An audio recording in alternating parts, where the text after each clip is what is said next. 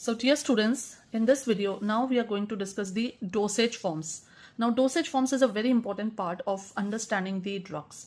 So here we'll be studying about the solid dosage forms, in which we have powder, tablets, capsules, lozenges, suppositories. Then we have the liquid dosage forms, in which we study about solutions, suspension, elixir, syrups, linctures, drops, lotions and injections. Then we have semi-solid dosage forms, where we study about ointment, cream, paste and gels. And then we have inhalational substances, which are gases or volatile liquids, which are administered by inhalers or by hood or face mask or endotracheal tube. Anesthetics are given by that route. And we have the instruments through which these drugs are delivered are MDI, that is meter dose inhaler, pressurized meter dose inhalers. Then we have rotahalers, we have jet nebulizers. So the main aim of studying about dosage forms is to understand what dosage forms are, why they are needed, classification, and their advantages and disadvantages, right? So let's see them one by one. So now we understand, first of all, what is a dosage form, right? So what exactly is a dosage form? Now a dosage form is basically the form in which the drug is prepared and given to the patient for administration, right? So a dosage form necessarily is basically the form in which the drug is delivered to the patient. Now a dosage form will consist of the active ingredient, that is the drug, right? And it will also consist of some inert substances. These inert substances can be excipients, can be diluents, can be preservatives, or can be just a vehicle, right? So these are important or they impart color, a specific color, or they mask the bitter taste of the drug, or they just give a shape and to basically maintain that particular dosage form. So these are the inert substances which are added with the drug, right? Now these substances, as I told you, they make the drug stable, effective and palatable. Now second thing is, why do we need them? Why do we need a dosage form? Why can't we just take a drug like that? Now a dosage form is required basically. The first important thing that is there is to ensure accurate dose. So suppose we say that this dosage form is 500 milligram, this tablet is 500 milligram. So we have an accuracy of the dose there, that okay, we are delivering 500 milligram. The second is to protect the main drug, the active drug, from external factors. Like, what are the external factors that can damage the drug? It can be sun, it can be heat, it can be moisture, right? All these things, acid, or maybe just coming in contact with the outside air. Then to mask the color or odor if it is unpleasant, which is unpleasant, right? So for that we need. Then to control the site and the amount of drug release. So sometimes some dosage forms are basically made as sustained release or controlled release. So why they are like that? Because they control the rate and the amount and the site of drug release. Then to make the administration easy, simple, and also acceptable to the patients. Sometimes the patient may say that if something can be given by injection and then something can be given by a drug, so it will be easy to give an oral medication is easier to give to improve the stability of the drug, and or what I can say is to improve the shelf life. Then to enhance the absorption at specific sites. We want certain specific sites to be more effective, the drug to be more effective in those sites. So in that case, these dosage forms are very helpful. Now coming to the first dosage form, that is the solid dosage forms, right? Now in solid dosage forms, the first dosage form that we have is powder. Now powder means it is basically a dry, finely powdered drug form, right? Now this can be used internally also and externally also. For example, for internal use, we have something called as ORS, which is oral rehydration solution. Now oral rehydration solution is something which is used in diarrhea, right? Now externally we have some topical application powders are there. Then which can be like antibiotics. So if there is some wound, then you can just dust that powder there, antibiotic will go. Or we can have sprinklers, or we can have dusting powders, right? So we have powders for external as well as internal use. Now what are the advantages? So if it is a powder, what is the advantage? Advantage is that it is easily absorbed, then flexible dosing, right? And it is suitable for heat stable drugs. You can use heat stable drugs only as powders. Now what are the disadvantages? Disadvantages are, suppose a powder is to be eaten, so unpleasant taste will be there. Unpleasant taste will be difficult to mask in a powder. Then it may be inconvenient to carry and dosing. So that these are some factors associated with powders, advantages, disadvantages, and this is the main thing about the powders. Now next dosage form that we move on to is called as tablets. Now tablets are most common dosage forms, right? We all have eaten tablets, so it is the most common dosage form. And what is tablet actually? Tablet is nothing but a compressed form of powdered drug. So the drug powder is basically compressed in the manufacturing company, in the manufacturing industry, and it is compressed into a tablet form. And it has excipients also, so that stability and other features are there. A tablet can be plain, or it can be sugar coated, or it can be film coated also. Okay, then there are various types of tablets. So let's see what are the various types of tablets. So we have chewable tablets. Chewable tablets means the tablet can be chewed in the mouth and then it can be swallowed. So it has to be tasty. It has to be tasty so that the patient will chew it. Then we have dispersible tablets. What does dispersible means? That in water, when you put the tablet, it disperses and then solution is gulped or drunk, right? Then we have sublingual tablets. Sublingual tablets means tablets which are put under the tongue. You put the tablet under the tongue and then it is absorbed from the buccal mucosa.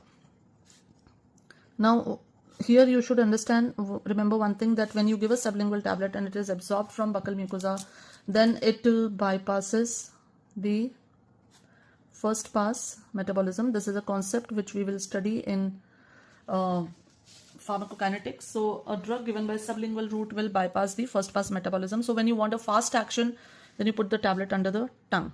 Then we have enteric coated tablet. What is enteric coated? Enteric coated means it is coated with a material, so it basically dissolves in the duodenum and not in the stomach, right? So this is the enteric coated tablet. So it passes through the stomach, does not dissolve with the acidic medium of the stomach, and dissolves finally in the duodenum. Then the next tablet that we have is sustained release or extended release tablet. Now these are coated with a polymer, so that it dissolves finally in the ileum, and or gets absorbed, it gets absorbed over a prolonged period of time. So it does not get absorbed immediately, and sometimes the absorption period can be as long as 12 hours also. Then we have controlled release tablet. Now controlled release tablet means again there's a prolongation of the duration of action, and the release is controlled. How it is controlled? It is controlled with a semi-permeable membrane. Okay, so we have chewable, dispersible, sublingual, entry-coated, sustained release or extended release, controlled release. Then we have drugs which are also called as effervescent. So effervescent tablets are there. Effervescent means that they contain sodium bicarbonate and some organic acid like tartar, and so that when it is added to water, then it releases carbon dioxide. The very common example you all must have seen is ENO that you use in the house.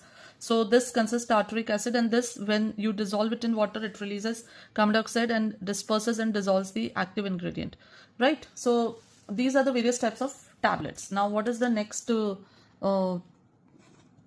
dosage form in solid? That is capsules. Now capsules, what are capsules? You all have seen capsules. These are basically cylindrical water soluble containers. Okay, cylindrical water soluble containers. They are made of gelatin so that it is easily dissolving when you take it with water, and they are usually filled with either liquid or powdered medications. Now capsules are of two types. They can be either liquid filled or they can be powdered filled. Liquid filled, you all must have seen gel like capsules, like gel or what you call as bilkul semi solid or soft capsules. They usually consist of liquid, and powdered mein we have usually entry coated capsules. Why do we have a capsule? Why are we using a capsule? Because we want the drug to basically dissolve on reaching the ileum, right? So when we want the drug to reach the ileum, that is why we are putting them inside a shell, and we don't want it to be dissolved in the stomach by the acid.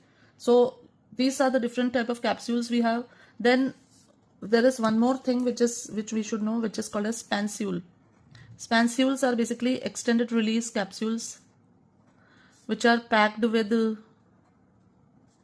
granules with coating for release over a period of time. Like all the particles will not release together. Some will release first, some will release afterwards. So this way you have a extended release capsule.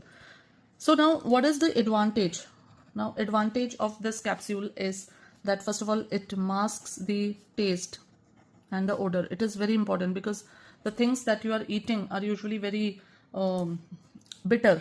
Usually the things which are given, then rapid drug release is available, then they're easy to swallow because they are coated so the person doesn't even realize the taste or the odor as compared to the tablets. Now what are the disadvantages? Disadvantages that they are costly.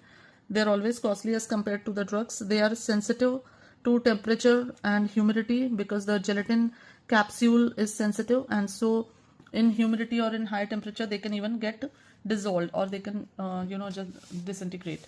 So these are the capsules. The fourth dosage form in oral dosage form is lozenges. Now what are lozenges? Lozenges are basically sweet flavored shapes for slow dissolution in the mouth. For example, we have throat lozenges, and all of you must have in your lifetime eaten Vicks or Strepsils. So these are the lozenges. You don't chew them, you actually just slowly they dissolve in your mouth, and then they release a drug which goes in your throat and gives a soothing effect. So like throat lozenges are there. What are the advantages? Advantages are that they have a local soothing effect. So it is something that, you know, a drug, a tablet which you are taking, a medication you are taking may not give a local soothing effect now. Suppose you take an antihistaminic for cough or for allergic rhinitis or allergic pharyngitis, it will reduce the symptoms, but for local soothing effect you would like to have something like this. What is the disadvantage? That they are not, this particular thing cannot be used for systemic drugs. Secondly, as they are very sugary, so they are not very good useful for diabetic patients. They cannot take it very frequently, right? So now the next drug dosage form is suppositories. Now what are suppositories? Suppositories are basically conical bullet shapes. They are used for insertion in the anal canal. So they are given by the anal or the rectal route, what you call as rectal or anal, or they can be even given by the vaginal route, right? Now these drugs, when they come in the contact with body, they melt at the body temperature and they release the drug. And these drugs, they are very fast absorbed, just like you keep something sublingually and it gets absorbed very fast and it bypasses the first pass metabolism. So this route also bypasses the first pass metabolism. Okay, now where should we give it? It is very useful in unconscious patient, or if the patient is causing repeated vomiting and cannot sustain anything orally. So that is the this is the route which is given. So that is the advantage. Now what is the disadvantage? That it is uncomfortable and painful, right? To insert something anally or rectally or vaginally can be painful, plus the absorption is variable. So this is not a very a route where you can say by confirmation that okay, this is the dose that I have given, right? Now coming to the liquid dosage forms. So in liquid dosage forms, the first thing that we have is called as a solution, right? Now what is a solution? A solution is basically a drug, it is a drug which is dissolved in water and it is taken orally. It can also be taken topically, right? It can also be taken parenterally, like normal saline, dextrose, normal saline. They are all solutions. What is the advantage? Advantage is that it is rapidly absorbed. Rapidly absorption is there. Then it is easy to swallow, and it is very easy with the small children. With the children and elderly, you can give it very easily. What is the disadvantage? That it has got a very short shelf life. You cannot keep a solution for a long time, and it usually requires preservatives. So this is a solution. Now next we have in the liquids, we have is suspension. So what is a suspension? Now as you all have studied chemistry, so you know that a solution is basically when the drug remains dissolved in water, and a suspension is when there are insoluble particles, insoluble drug particles are there which are dispersed in a liquid medium. And here in a suspension, usually they remain separate, both the mediums. You must have heard of emulsions. Emulsion is something where basically two insoluble or immiscible liquids are suspended, are mixed together, right? And usually in them, one is oil and one is water. So it is either oil in water type of suspension, or it is water in oil type of suspension. Now as you know, milk is a naturally occurring suspension, emulsion. This also you know. Now a very important disadvantage I'll take first is that they settle down on long keeping. So whenever you use a suspension, you have to shake it before use, and that is why you will see on a lot of bottles of suspensions, you will see that it's written shake before use, right? It should be thoroughly shaken. What are the advantages? Advantages are that it is good for insoluble drugs which cannot be mixed in water, and they usually again have some excipients or preservatives to mask the unpleasant taste of the drug. So it is either very sweet and very flavored drug, right? So this is all about suspension. Next we have is elixir. Now what is an elixir? Elixirs are basically hydroalcoholic solutions of drugs. They are usually sweetened and flavored. So these are elixirs. So in this we have two types. One is called as a syrup.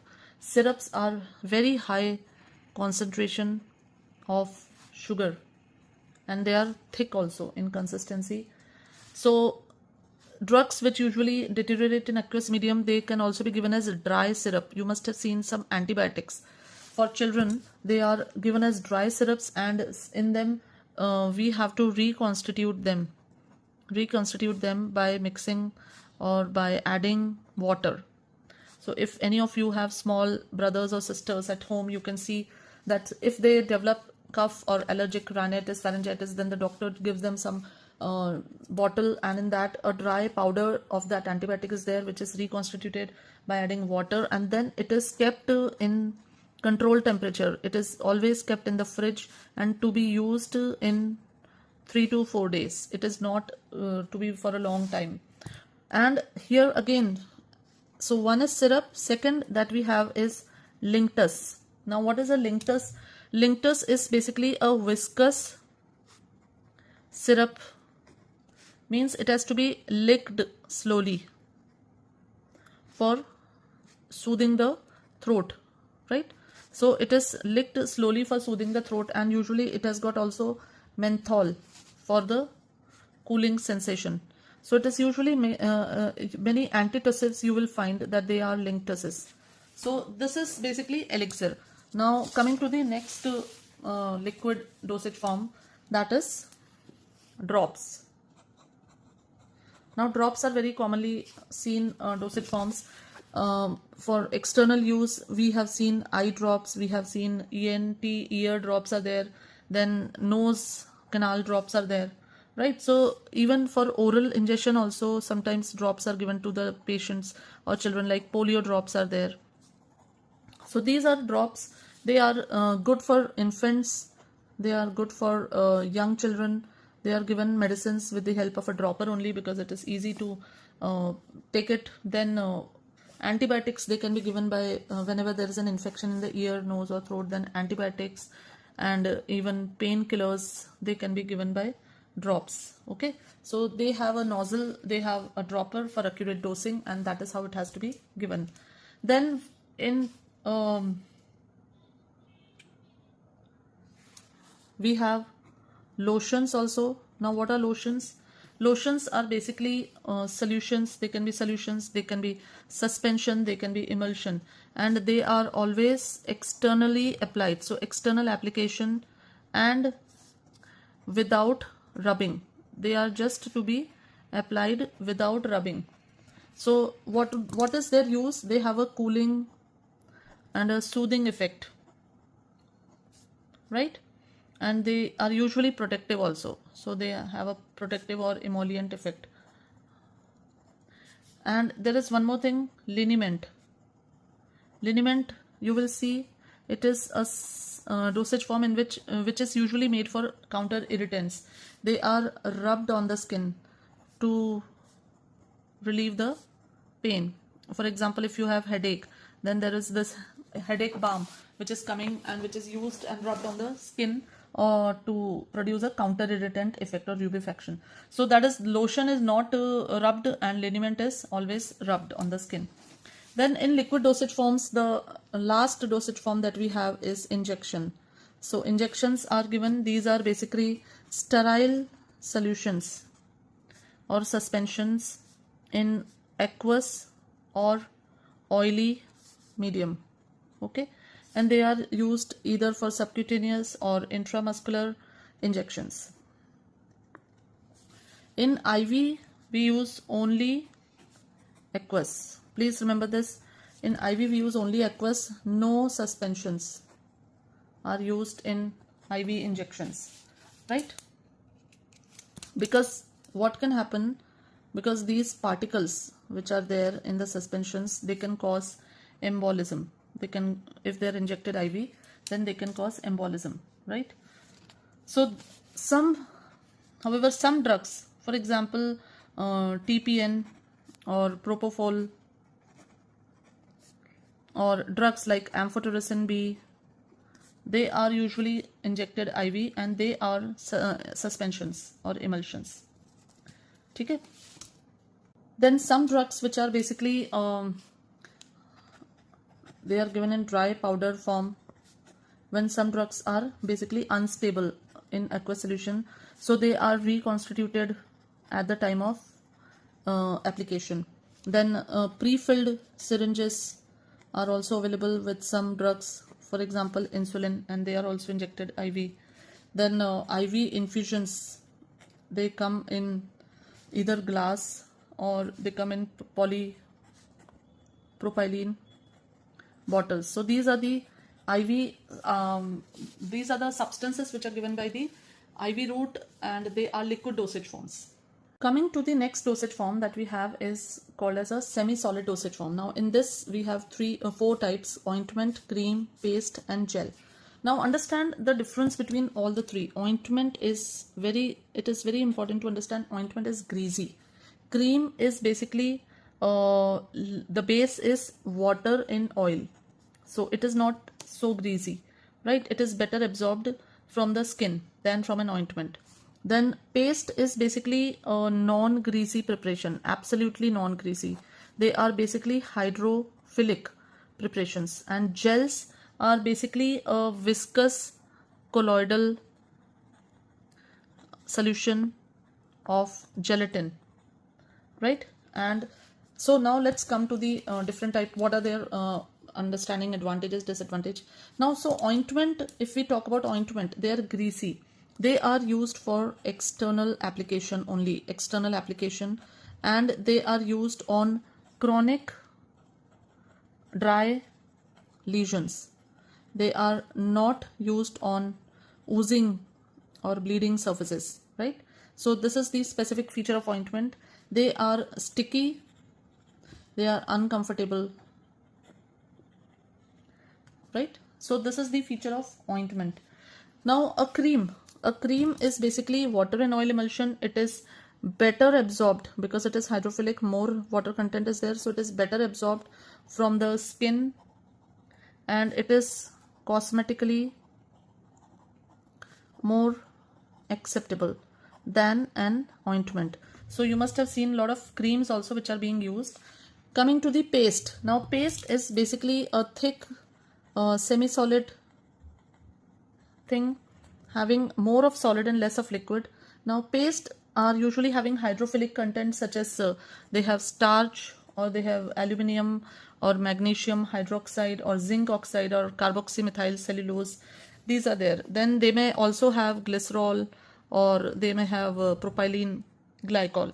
For example, we have toothpaste, which we very commonly use, and then toothpaste which are medicated also, having some drugs added to it. So these are paste.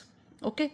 Then gel. Now what is the gel? They are viscous colloid solutions. They are used externally on the skin, and they can be used on the ulcers. They can be used on cuts, on oozing surfaces also. They remain for a longer time there, and as compared to the aqueous solutions. So these gels, they remain for a longer time. For example, you must see there is this neomycin gel, soframycin, which we very commonly use on cuts and any other oozing surface, we use it. We have inhalational agents. In inhalational agents, we have meter dose inhalers, we have rotahalers, right? And we have nebulizers also. So now let us understand them. that meter dose inhalers or also pressurized meter dose inhalers, they are basically handheld devices, okay, and they use a propellant, for example, which is hydrofluoroalkane. So it delivers a specific dose of the drug is delivered in the aerosol form, and we will study about them when we will study about the drugs which are used in the treatment of asthma. Then nebulizers, they are basically, they produce a mist of the drug solution generated by pressurized oxygen or air, right? Then this is basically a jet nebulizer, and if we have ultrasonic nebulizers also, and they use electrically vibrated crystals to produce the mist, so they are nebulizers. Then rotahalers are again, they are also portable devices, and they use a capsule or what we call as a rota cap, and it consists of a very finely powdered drug inside it, and then they are aerosolized by the inspiratory airflow of the patient. So this is the difference. A meter dose inhaler has a propellant, so it delivers a specific dose in aerosol. A rotahaler has got finely powdered drug in a capsule rota cap, and it is aerosolized by the inspiratory airflow of the patient. And nebulizers, usually they produce a mist, and this mist is then delivered either by pressurized oxygen as a jet or by ultrasonic system. So coming to the advantages and disadvantages. So what is the advantage of a meter dose inhaler? So a meter dose inhaler, the first advantage is that it is compact and it is portable, right? Then it has got a quick onset of action. There is no risk of any contamination from outside agencies. Dose can be regulated, and less adverse effects, because systemic adverse effects are less because the dose which is used is not very high. But what are the disadvantages of meter dose inhalers? The first one is that it is expensive. There is a risk of local irritation. Then there may be a poor hand, breath coordination, which may result in inadequate drug delivery. A lot of dose can be wasted by the drug depositing in the oropharyngeal mucosa, and it contains propellant which can be harmful, right? Now in this, something very important which you should know and remember always is that the very important for MCQ point of view also, that efficacy of the drug depends upon the particle size. So 1 to 5 micrometer diameter particle, they reach the bronchioles and deliver the drug effectively, right? So 1 to 5 micrometer diameter particles. Less than 1 micrometer particles do not settle anywhere and are exhaled out, while more than 5 micrometer particles settle on the oropharynx. So again, they are causing adverse effect of candidiasis, that is oropharyngeal infection, fungal infection in the oropharyngeal mucosa. So this was about the various dosage forms. In the next class, we'll study about the drug delivery systems and then the route of administration.